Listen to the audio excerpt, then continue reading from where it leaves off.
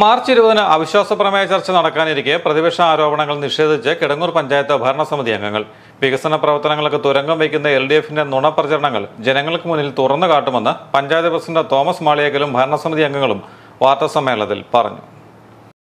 കേരള കോൺഗ്രസും BJPയും ചേർന്ന് ഭരണം നടത്തുന്ന കിടങ്ങൂർ പഞ്ചായത്തിൽ ഭരണസമിതിക്കെതിരെ LDF അവിശ്വാസ പ്രമേയം കൊണ്ടുവന്ന സാഹചര്യത്തിലാണ് ഭരണസമിതി അംഗങ്ങൾ വിശദീകരണവുമായി എത്തിയത്.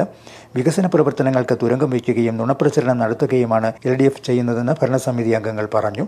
നുണപ്രചരണങ്ങൾ ജനങ്ങൾക്ക് മുന്നിൽ തുറന്നു കാണിക്കുമെന്നും ഭരണസമിതി അംഗങ്ങൾ വ്യക്തമാക്കി. അവിശ്വാസ പ്രമേയത്തെ ശക്തമായി നേരിടുമെന്ന പ്രഖ്യാപനവുമായാണ് കേരള കോൺഗ്രസ് BJP നേതാക്കൾ വാർത്താ സമ്മേളനം നടത്തിയത്. പ്രതിപക്ഷം ഉന്നയിക്കുന്ന ആരോപണങ്ങൾ അടിസ്ഥാനരഹിതമാണെന്ന് പ്രസിഡന്റ് തോമസ് മാളിയേക്കലും ആരോഗ്യ സ്റ്റാൻഡിംഗ് കമ്മിറ്റി ചെയർമാൻ PT സനൽകുമാറും പറഞ്ഞു. ജൽജീവൻ പദ്ധതിക്കായി 2 ഇടത്ത് സ്ഥലമേറ്റെടുത്ത് വാട്ടർ അതോറിറ്റി കൈമാറിയിട്ടുണ്ട്. അവിടെ ടാങ്കും ട്രീറ്റ്മെന്റ് പ്ലാന്റും നിർമ്മിക്കാൻ ടെൻഡർ നൽകേണ്ടത് വാട്ടർ അതോറിറ്റിയാണ്. പഞ്ചായത്ത് ഭരണസമിതിക്ക് ഇതിൽ പങ്കില്ല.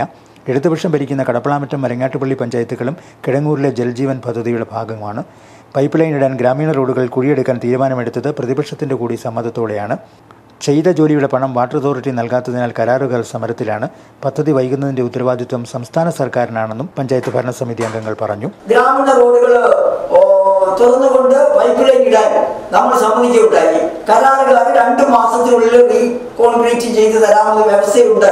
ബഡ്ജറ്റിൽ അതിൽ നമ്മുടെ പദ്ധതിയിനകത്ത് പറയുന്നുമുണ്ട്. പണവും വകവരുത്തിയിട്ടുണ്ട്. പക്ഷേ നമുക്കറിയാം, ജലജീവൻ മിഷൻകാർക്ക് കോടിക്കണക്കിന് സർക്കാർ പൈസ കൊടുക്കേണ്ടതായിട്ടുള്ളതിനാൽ അവർ കഴിഞ്ഞ ഫെബ്രുവരി 1 തൊട്ട് സമരത്തിലാണ്. ഇതുവരെ സമരം മാറിയിട്ടില്ല. ആ സാഹചര്യത്തിൽ അവർക്കൊരു ബില്ലും മാറി ലഭിച്ചിട്ടതായിട്ട് അവർ പറയുന്നില്ല. ആ സാഹചര്യത്തിൽ നമ്മുടെ പ്ലാന്റിന്റെ അവിടെ നിർമ്മാണത്തിന് ഫൗണ്ടേഷന്റെ പണികളൊക്കെ തുടങ്ങി. അത് വേറൊരു കോൺട്രാക്ടറാണ്. അതുകൊണ്ട് നമ്മൾ അതിനൊരു അനാസ്ഥയും കാണിച്ചിട്ടില്ല. എത്രയും പെട്ടെന്ന് പൂർത്തീകരിക്കാൻ ഗവൺമെന്റിന്റെ ഭാഗത്തു നിന്നാണ് ഉണ്ടാകേണ്ടത്. കോൺട്രാക്ടർക്ക് ചെല്ലേണ്ട പണങ്ങൾ അടയ്ക്കേണ്ടത് നമ്മൾ പഞ്ചായത്തുമായിട്ട് ഒരു എഗ്രിമെന്റ് ഉള്ളതല്ല. കളിസ്ഥലത്തിന് റവന്യൂ ഭൂമി കൈമാറ്റം ചെയ്ത് കിട്ടുന്നതിനുള്ള കാലതാമസം മാത്രമാണുള്ളത്. രജിസ്ട്രാർ ഓഫീസ് മാറ്റി സ്ഥാപിക്കാൻ പഞ്ചായത്ത് 7 സെന്റ് സ്ഥലം വിട്ടു നൽകിയിട്ടുണ്ട്. അവിടെ കെട്ടിടം പണിയേണ്ടത് രജിസ്ട്രേഷൻ വകുപ്പാണ്. മാലിന്യ സംസ്കരണത്തിനായി പഞ്ചായത്ത് വിവിധ പ്രവർത്തനങ്ങൾ നടത്തിയിട്ടുണ്ട്. റവന്യൂ വകുപ്പിന്റെ സ്ഥലം കരാർ പ്രകാരം ഏറ്റെടുത്ത് പാർക്കിംഗ് ഏരിയയും ശൗചാലയവും നിർമ്മിക്കാൻ ടെൻഡറായിട്ടുണ്ട്.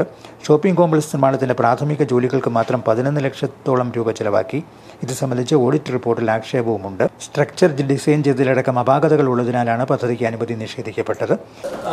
കിടങ്ങൂരിൽ ഷോപ്പിംഗ് കോംപ്ലക്സ് എന്ന് പറയുമ്പോൾ കിടങ്ങൂർ തീർച്ചയായും ഗ്രാമപ്രദേശമാണ്.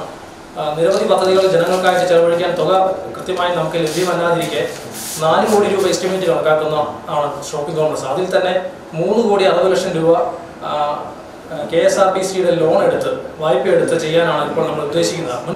പ്രതിവർഷം കണക്കനുസരിച്ച് ആദ്യ 3 വർഷം പലിശ ഇനത്തിൽ മാത്രം 2.5 ലക്ഷം രൂപ അടയ്ക്കണം.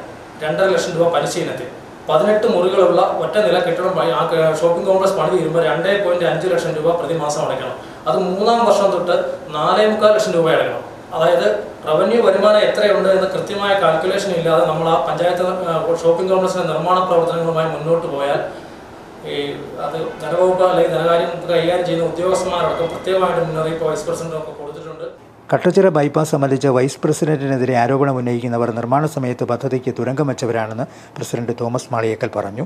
പഞ്ചായത്ത് റോഡ് PWDക്ക് വിട്ടു നൽകി വീതി കൂട്ടാൻ സ്ഥലവാസികളുടെ സമ്മതം വാങ്ങിയതുമെല്ലാം വൈസ് പ്രസിഡന്റിന്റെ നേതൃത്വത്തിലാണെന്ന സത്യം മറച്ചുവെച്ചാണ് അടിസ്ഥാനരഹിതമായ ആരോപണങ്ങൾ ഉന്നയിക്കുന്നത്. വാർത്താ സമ്മേളനത്തിൽ panchayat president Thomas Maliyekkal, vice president Rashmi Rajesh Monippallil, ആരോഗ്യകാര്യ standing committee chairman PT Sanalkumar, ക്ഷേമകാര്യ standing committee chairperson Deepalatha, ward member Kunjumol Tomy എന്നിവർ പങ്കെടുത്തു. Star vision news, Pala.